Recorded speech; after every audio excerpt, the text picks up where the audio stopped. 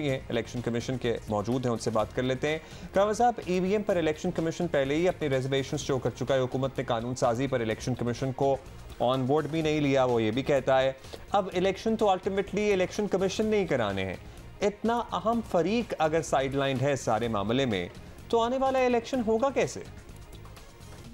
दुनिया भर के तमाम ममालिक ने इस सिस्टम को रिजेक्ट कर दिया है। सिर्फ इंडिया में रहता है, या छोटे छोटे स्टेट है, मालदीव है, मॉरिशस है, भूटान जैसे मुल्क। ये एक आस्तों का मुल्क है, इसकी आबादी 1.5 लाख की, 2-2.5 लाख की आबादी है। हमारे शेख ऊपर छोटा मुल्क है वो, वहाँ ये उस मुल्कों में तो ये चल रहा है। लेकिन बड़े बड़े जो मुल्क है, जर्मनी ने इसके खिलाफ एक कानून करार दे दिया। बरतानिया जैसे जो मदर ऑफ डेमोक्रेसी है, उन्होंने भी इसको गैर कानूनी करार देकर उसको अमल दरामद नहीं किया। इसी तरह आप नॉर्वे ने इसको गैर कानूनी करार दे दिया। इसी तरह जो बड़े बड़े मुल्क हैं, अमेरिका की आधी रियासतों में इलेक्ट्रॉनिक वोटिंग मशीन चलती है और आधी जगह मैनुअल चलते हैं। मैंने खुद वाशिंगटन का दौरा किया था, तो वहाँ हमने देखा कि पब्लिक जो है पोलिंग स्टेशन पर, वाशिंगटन में सदर का इलेक्शन था, उस वहाँ उन्होंने पोलिंग स्टेशन हमने देखा कि वो सब मैनुअल बैटिंग कर रहे थे। जो हमने पूछा कि साथ आपकी इलेक्ट्रॉनिक वोटिंग मशीन रखी हुई है, तो उन्होंने कहा कि ये फ्रॉड है। यानी अमेरिका ने कहा, अमेरिका रियासत वाशिंगटन की बात मैं कर रहा हूँ। तो ये सारी चीजें हमारी हुकूमत को समझ नहीं आ रही। इस कदर जो उन्होंने कानून साजी तो कर ली है, लेकिन मैं आपका चूंकि जियो टीवी बहुत बड़ा पाकिस्तान का इंटरनेशनल जियो टीवी देखा जाता है, तो मैं आपकी वसातत से ये कह दूँ कि इसमें इलेक्शन कमीशन ऑफ पाकिस्तान जो है, तो पार्लियामेंट एक्ट जो बना है उस पर अमल दरामद करने का रवादार नहीं है।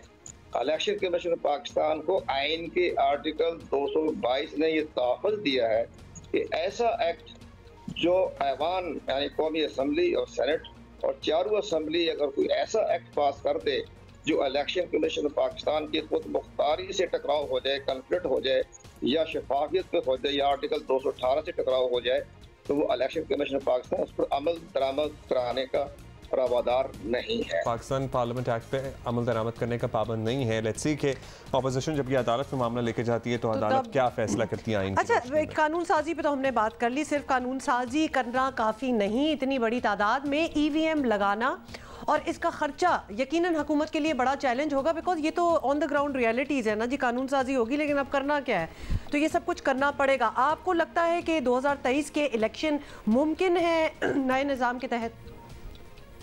इलेक्शन कमीशन पाकिस्तान के सेक्रेटरी उमर हमीद ने बाकायदा ये चंद रोज पहले पार्लियामेंट की स्टैंडिंग कमेटी के सामने अपना ये मौक़िफ़ पेश कर दिया है कि हमें इस पर बड़े बड़े अहम चैलेंजेस दरपेश हैं।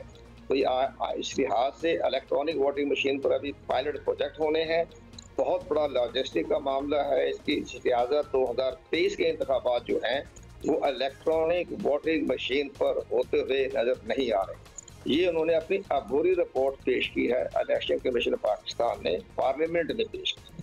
तो अब ये समझ आ गई है कि इस पर तो अमल 2023 के इंतखाबात जो होने हैं वो इलेक्ट्रॉनिक वोटिंग मशीन पर नहीं होने। चंद शहरों में मुमकिन है कि अपना पायलट प्रोजेक्ट की बुनियाद पर चंद शहरों में या चंद पोलिंग स्टेशनों पर election commission electronic voting machine का भी इस्तेमाल कर दे, लेकिन उसके साथ साथ मैनुअल भी रखे जाएंगे, मैनुअल बैलेट पेपर साथ रखे जाएंगे, ताकि अगर वहाँ कोई नाकामी हो जाती है तो हमारा सिस्टम खत्म ना हो, सिस्टम चलता रहे, इलेक्शन होता रहे, तो वो मैनुअल पे आ जाएगा। लेकिन पूरे पाकिस्तान में ये सिस्टम अभी तक इस पर 2023 तक ना हो। कमर साहब, आप कह रहे हैं इलेक्शन कमीशन ने रिपोर्ट जमा करा दी है, तो फारूक नसीम साहब दीगर भी कह रहे हैं इलेक्शन कमीशन तो पाबंद है, अगले इंतखाबात होंगे ही ईवीएम के जरिए।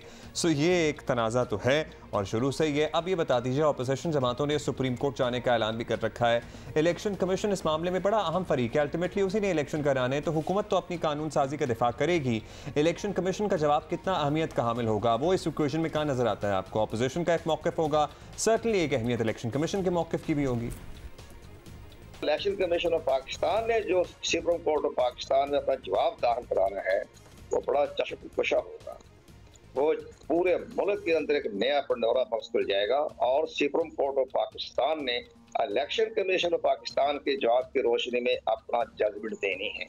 इलेक्शन कमीशन पाकिस्तान ने जो 34 ऑब्जेक्शन एतराज़ात लगा के सेनेट कमेटी को पेश किए थे वो साथ लगाए जाएंगे। असल तो जवाब इलेक्शन कमीशन पाकिस्तान का होना है, और आखिर में वो ये लिख देंगे कि आइन के आर्टिकल 220 के तहत हमें ये तहफ़्फ़ुज़ दिया गया कि ऐसा एक्ट जो इलेक्शन कमीशन के आइन के आर्टिकल 218 से मुतसादम हो, जिसमें शफाफियत का जिक्र है, राजदारी का जिक्र है, गैर जानदारी का जिक्र है और करप्ट प्रैक्टिस को रोकना है। तो ये जो आपकी इलेक्ट्रॉनिक वोटिंग मशीन है, ये तो करप्ट प्रैक्टिस का रास्ता खोल रही है ना, तो उसको आइन के आर्टिकल 218 ने तहफ़्फ़ुज़ दे दिया। तो वो सारी चीज़ें जो हैं वो इलेक्शन कमीशन पाकिस्तान जो है वो सुप्रीम कोर्ट ऑफ पाकिस्तान में पेश करेगा।